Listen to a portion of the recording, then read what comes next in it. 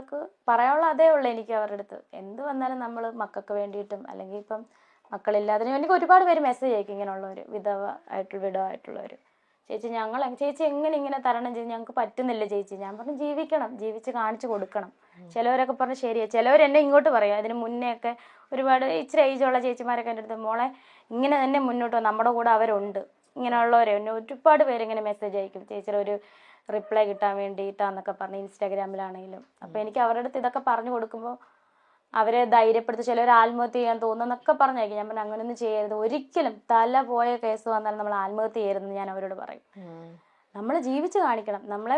നമ്മൾ ക്രിസ്ത്യൻ രീതിയെ വിശ്വസിക്കുന്ന നമ്മളെ കർത്താവ് വിളിക്കുന്ന സമയം വരെ നമ്മൾ എന്തായാലും ഫൈറ്റ് ചെയ്ത് ജീവിക്കണം. രേണു വളരെ ബോൾഡാണ്, അതുകൊണ്ടാണ് രേണുവിന് അത് ഫേസ് ചെയ്യാൻ പറ്റുന്നത്. ആ ഒരു സപ്പോർട്ടിങ് സിസ്റ്റം കൂടി ഉള്ളപ്പോൾ രേണു എന്നുള്ള വ്യക്തി അതായതുകൊണ്ട് രേണുവിന് അത് തരണം ചെയ്യാൻ പറ്റുന്നുണ്ട്. ഇപ്പൊ രേണു തൊട്ടു മുന്നേ പറഞ്ഞു രേണുവിന് ആ മരിച്ചു കിടക്കുന്ന സുധിയുടെ ആ ഒരു മുഖം ഉറങ്ങിക്കിടക്കുന്നതായിട്ടാ തോന്നുന്നത്. അത് ഇന്നും മനസ്സിലുണ്ട്, ഒരിക്കലും നമ്മൾ ആരും അത് മറക്കില്ല. പക്ഷെ എന്നാലും സുധി എന്നുള്ള വാക്ക് കേൾക്കുമ്പോഴോ അല്ലെങ്കിൽ ആ സുധി എന്നുള്ളൊരു വാക്ക് മനസ്സിലേക്ക് വരുമ്പോഴോ ആ മുഖമാണോ അതോ ഇങ്ങനെ ഈ ചിരിച്ച മുഖമാണോ, വാവക്കുട്ടിയെന്ന് പറഞ്ഞ് വിളിക്കുന്ന ആ മുഖമാണോ വാവക്കുട്ടയെന്ന് പറയുന്നത് വിളിക്കുന്നതാണ്. അതാണ് ഇപ്പോഴും ആ ഒരു ചിരി, എപ്പോഴും ചിരി. ഇപ്പം ഞാൻ എന്തെങ്കിലും ഫുഡ് കഴിക്കുന്ന കാര്യത്തിനാണ് എന്നെ ശരിക്കും വഴക്ക് പറയുന്നത്. ഞാൻ കഴിക്കുന്ന കുറവായതുകൊണ്ട് എൻ്റെ അടുത്ത് വഴക്ക് പറയും. അതല്ലാണ്ട് ആള് ദേഷ്യപ്പെട്ട് ഞാൻ ഇന്നുവരെ കണ്ടിട്ടില്ല. ദേഷ്യപ്പെട്ട് നമ്മുടെ ചെറിയ ചെറിയ വഴക്കും കാര്യങ്ങളും ഭാര്യ ഭർത്താവ് എന്നുള്ളത് അത് 5 മിനിറ്റ് പോലും നീണ്ടു നിൽക്കത്തില്ല. അന്നേരം മിണ്ടും, വന്ന് ഇങ്ങോട്ട് വന്ന് മിണ്ടും, ആവട്ടെ മിണ്ടാവട്ടെ എന്ന് പറഞ്ഞ് ഇങ്ങോട്ട് വന്ന് മിണ്ടും. പെട്ടെന്ന് പിണക്കം മാറ്റുന്ന ഒരാളായിരുന്നു. അത് തന്നെ. എനിക്ക് ഈ റീൽ വീഡിയോ ഒരു മോശവുമായി തോന്നിയിട്ടില്ല. ഇതിൽ ഞാൻ കംഫർട്ടാണ്, അതുകൊണ്ട് ചെയ്തു. ഇനിയും മുമ്പോട്ട് ഇത്തരം വേഷങ്ങൾ വന്നാൽ ചെയ്യും. എനിക്കും ആഹാരം കഴിക്കണം. എനിക്ക് ആര് ചിലവിന് തരും? അഭിനയം എന്റെ ജോലിയാണ്. അന്നൊന്നും ആർക്കും അവസരം തരാൻ തോന്നിയില്ല. ഞാൻ കുട്ടിക്കാലം മുതലേ ഡാൻസ്, അഭിനയവും ഒക്കെ ഉണ്ടായിരുന്നു. സുധിയേട്ടൻ വന്നപ്പോൾ ആ പിന്തുണ മുഴുവൻ ഏട്ടന് കൊടുത്തു. ഇപ്പോൾ എനിക്ക് ജീവിക്കണം, അതുകൊണ്ട് അഭിനയം തൊഴിലാക്കി. ഞാൻ വേറൊരുത്തനെയും കെട്ടാൻ പോയിട്ടില്ല. സുധിച്ചേട്ടന്റെ ഓർമ്മയിൽ ജീവിക്കുകയാണ്. നിങ്ങൾ പറഞ്ഞാൽ അതൊന്നും എന്നെ ബാധിക്കില്ല. വേറൊരാളെ വിവാഹം ചെയ്യാൻ പറയുന്നവരോട് എനിക്ക് സൗകര്യമില്ല വിവാഹം കഴിക്കാൻ. ഇനിയും നിങ്ങൾ വിമർശിക്കുന്ന ഇതുപോലുള്ള പ്രഹസനം കാണിക്കും. ആവശ്യമുള്ളവർ കണ്ടാൽ മതി. നമ്മൾക്ക് ജീവിക്കാൻ വേണ്ടി ആർട്ടിസ്റ്റ് ആയവരാണ്. നല്ലത് പറഞ്ഞില്ലേലും പബ്ലിക്കായി തെറി വിളിക്കാതെ ഇരിക്കുക, അത്രയുള്ളൂ. ഉറക്കമുളച്ച് നാടകം ചെയ്യുന്നത് എന്റെ കുടുംബം നോക്കാനാണ്, അല്ലാതെ ഞാൻ വേറൊരുത്തന്റെ കൂടെ പിള്ളേരെ ഇട്ടിട്ട് പോയോ? ഇല്ലല്ലോ. കാണുന്ന എല്ലാ നെഗറ്റീവ് കമന്റുകൾക്കും രേണു മറുപടി തരും. പേടിച്ചിരിക്കാൻ ഇവരുടെ ഒന്നും വീട്ടിൽ കയറി രേണു ഒന്നും മോഷ്ടിച്ചിട്ടില്ല. സുധിച്ചേട്ടൻ ഉണ്ടായിരുന്നപ്പോഴും അദ്ദേഹത്തിനൊപ്പം വെബ് സീരീസിൽ അഭിനയിച്ചിട്ടുണ്ട്. അതാരും കണ്ടില്ലേ? ഒരു നെഗറ്റീവ് കമന്റും ഞാൻ നീക്കം ചെയ്യുന്നില്ല. എന്റെ ശരി തന്നെയാണ് ഞാൻ ചെയ്യുന്നത്. സുധിച്ചേട്ടൻ വീഡിയോ കാണുന്നുണ്ട്. അദ്ദേഹം ഭയങ്കര സന്തോഷവാനാകും. ഒരു സിനിമ ഇപ്പോൾ ചെയ്തു കഴിഞ്ഞു.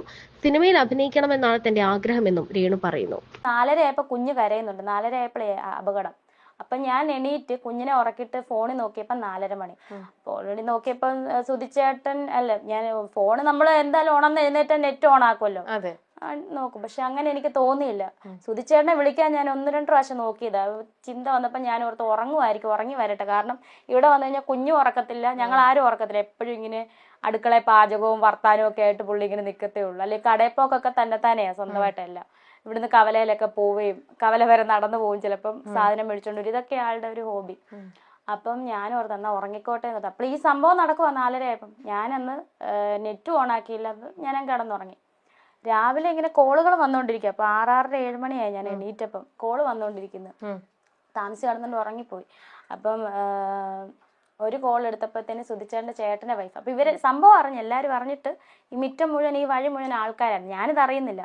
അപ്പോൾ മൂത്ത മോൻ ഇവിടെയാണ് കിടക്കുന്നത്, ഞങ്ങൾ അകത്തെ റൂമിൽ. എൻ്റെ ഒരു അനിയത്തിയുണ്ട്. പപ്പയും അമ്മയും ഹോസ്പിറ്റലിലായിരുന്നു. പപ്പായ്ക്ക് ഒരു ഓപ്പറേഷനായിട്ട് ഹോസ്പിറ്റലിലായിരുന്നു. അപ്പം ഞാൻ ചേട്ടത്തിയോട് ചോദിച്ചു, എന്നെ അടുത്ത് ഈ വെളുപ്പിനെ വിളിച്ചു സുധി എന്ത് ചെയ്യണമെന്ന് ചോദിച്ചാൽ ചേട്ടൻ വടകര പോയതാണല്ലോ, എന്നെ അടുത്ത് വന്നില്ല, ഇപ്പം വന്ന് കാണും, ഇനിയിപ്പോൾ ഉറക്കമായിരിക്കുമല്ലോ, സ്റ്റാൻഡിൽ വല്ലോ ഇരുന്നിട്ടേ വിളിച്ചു നോക്കട്ടെ എന്ന്. അപ്പം എഴുന്നേറ്റ് 5 മണിയായപ്പം രേണു വിളിച്ചു നോക്കിയില്ല. 5 മണിയായപ്പോഴല്ല ഞാൻ എഴുന്നേറ്റ്, 6-6:30 ആയപ്പോഴാണ് എഴുന്നേറ്റ്. 4:30 ആയപ്പോൾ വിളിക്കാൻ തോന്നിയില്ല എനിക്ക്, എന്തോ എനിക്ക് തോന്നിയില്ല. 5 മണിക്ക് നിങ്ങളുടെ അടുത്ത് പിക്ക് ചെയ്യാൻ വരണം എന്നല്ലേ പറഞ്ഞു. അപ്പൊ ഉറങ്ങിപ്പോയി. ഉറങ്ങി 6-6:30 7 ആയപ്പോഴാണ് ഞാൻ എഴുന്നേറ്റ് വിളിച്ച സൂചിച്ചേട്ടനെ 5 പ്രാവശ്യം വിളിച്ച്. അപ്പൊ 5 പ്രാവശ്യം വിളിച്ചിട്ടും ബെല്ലടിക്കുന്നുണ്ട്. പക്ഷെ ആ ഫോൺ ഇതുവരെ നന്നാക്കാൻ പറ്റിയിട്ടില്ല. ഞാൻ കൊടുത്തു നോക്കി കടയിൽ, അതുപോലെ അത് തകർന്നു പോയി. പക്ഷെ ബെല്ലടിക്കുന്നുണ്ടായിരുന്നു. അപ്പം എനിക്കൊന്ന് ഡിസ്പ്ലേ പോയി കാണും, ബെല്ലടിക്കുന്നുണ്ട്, പക്ഷെ എടുക്കുന്നില്ല ആരും. അപ്പൊ എനിക്ക് ഡൗട്ട് ഒന്നും അടിച്ചില്ല. നമുക്ക് അങ്ങനെ തോന്നും, നമ്മുടെ ആള് മരിച്ചു പോകും, നമ്മൾ ഓർക്കുവോ, ഇനി എന്തുവാ ഇത് സംഭവം എന്ന് പറഞ്ഞപ്പോഴാണ് ഇങ്ങനെ കോള് വരുന്നത്. അപ്പൊ ഞാൻ എഴുന്നേറ്റ് ഇവിടെ വന്ന് തിണ്ണേ വന്നോണ്ട് വേറൊരു കോള്, ചേച്ചി വാർത്തക്കകത്ത് ശരി. അപ്പൊ എന്റെ വിചാരം പണ്ട് നമ്മുടെ കൊറോണ ടൈമിൽ ഒരു ഫേസ്ബുക്കിൽ ഒരു ഇഷ്യൂ വന്നായിരുന്നു സുചേട്ടന്, ഒരു സാമ്പത്തികമായിട്ടുള്ള കടം ത്തിന്റെ പ്രശ്നമൊക്കെ വന്നായിരുന്നു ആ കൊറോണ ടൈം. ഇനി അത് വല്ലതും ആണോ വാർത്തക്കകത്തെന്ന് ഞാൻ ചോദിക്കുക. അപ്പൊ അവര് പറഞ്ഞു ചേച്ചി അപ്പൊ ഒന്നും അറിഞ്ഞു. ഞാൻ പറഞ്ഞു ഒന്നും അറിഞ്ഞില്ല, എന്താ സംഭവം എന്ന് ചോദിച്ചു.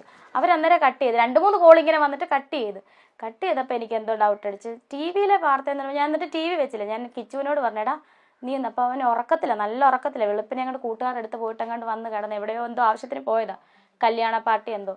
അപ്പൊ ഞാൻ പറഞ്ഞു കിച്ചു ഒന്ന് എണീക്കടാ, നമ്മുടെ അച്ഛൻ എന്തോ പറ്റിയിട്ടുണ്ട്, നീ ഒന്ന് വിളിച്ചു നോക്കാൻ പറഞ്ഞു. ഇവൻ ദേ ഉറക്കത്തെ വിളിച്ചതല്ലേ, ഈ അമ്മയുടെ കാര്യം അച്ഛൻ എന്നാ പറ്റാനാ എന്ന് പറഞ്ഞ് ഇങ്ങനെ എഴുന്നേറ്റ് ഇവൻ കോൾ എടുത്തോണ്ട് ഫോൺ എടുത്തോണ്ട് അകത്തോട്ടങ്ങാണ്ട് കയറി. ഞാനിത് കഥവ് തുറന്ന് വെളിയിലിറങ്ങിയപ്പോ അവിടെ തൊട്ട് ഇവിടെ വരെ ആൾക്കാർ എല്ലാരും ഇങ്ങോട്ട് നോക്കി നിൽക്കും. എത്ര മണിയായിട്ടുണ്ടാവും? 7 മണിയായി. എന്തായാലും 7 മണിയായി. അപ്പോഴും നിങ്ങൾ ടി വി ഒന്നും ഇട്ടിട്ടില്ല, ഒന്നും അറിഞ്ഞിട്ടില്ല? പപ്പായമ്മ ഇവിടെ ഇല്ലാത്തതുകൊണ്ട്. അല്ലെ ഇവര് വെളുപ്പിനെ വാർത്ത വെക്കുന്ന 24 ഇവരിവിടെ ഇല്ലല്ലോ. വേറെ ആരും വിളിച്ചിട്ടുമില്ല. വിളിച്ചോണ്ടിരിക്കുന്നുണ്ട്, നമ്മൾ അറിയുന്നില്ല. ഞാൻ മിസ് കോൾ ഇങ്ങനെ വന്നിട്ടുണ്ടെങ്കിൽ തന്നെ സംഭവം നമുക്ക് അറിയത്തില്ല. അപ്പൊ ഒരു കോളും എടുത്തിട്ടുമില്ല? 2-3 കോൾ എടുത്ത്. ചേടത്തി ഞാൻ പറഞ്ഞില്ല, ചേടത്തി വിളിച്ച കോൾ എടുത്ത്. അവരാരും ഒന്നും പറഞ്ഞിട്ടുമില്ല. അവർക്ക് മനസ്സിലായി ഞാൻ അറിഞ്ഞിട്ടില്ലെന്ന്. വെളിയിൽ ഇറങ്ങിയപ്പോ ആൾക്കാർ. അപ്പൊ ഞാനിങ്ങനെ നിൽക്കുക, എന്തോ സംഭവം എന്ന് ചോദിക്കുന്നില്ല. അപ്പൊ ചോദിക്കുവാ ഞാനിങ്ങനെ. അപ്പം ഇപ്പുറത്തും ഒരു അമ്മച്ചി ഓടി വന്നില്ല. രേണു ഒരു ചെറിയൊരു അപകടം പറ്റി. സുധിയൊക്കെ വന്നപ്പോഴേ വിനുവടിമാരിയൊക്കെ ഉണ്ടായിരുന്നു, മഹേഷും ഒക്കെ ഉണ്ടായിരുന്നു. ചെറിയൊരു അപകടം. സുധീർ എന്തോ കയ്യോ കാലോ കണ്ട്. അപ്പൊ എനിക്ക് കയ്യോ കാലോ ഓടിഞ്ഞ ഇങ്ങനെ ആള് വരുമോ? അപ്പൊ ഞാൻ ഇവരോടെല്ലാം ചോദിക്കുന്നത് സുചേട്ടൻ എന്തായാലും സുചേട്ടൻ ഉണ്ടോ ഇല്ലയോ അത് മാത്രം പറഞ്ഞാൽ മതി. കാരണം എനിക്ക് സുചേട്ടൻ ഇല്ലാണ്ട് പറ്റത്തില്ല, ചിന്തിക്കാനേ പറ്റുന്നില്ല. പുള്ളിയോട് സംസാരിക്കാണ്ട്. അല്ലാതെ 5 വർഷമായിട്ട് അങ്ങനെയായിരുന്നു ഞങ്ങള്. പുള്ളിയോട് മിണ്ടാണ്ട് എനിക്ക് പറ്റത്തില്ല.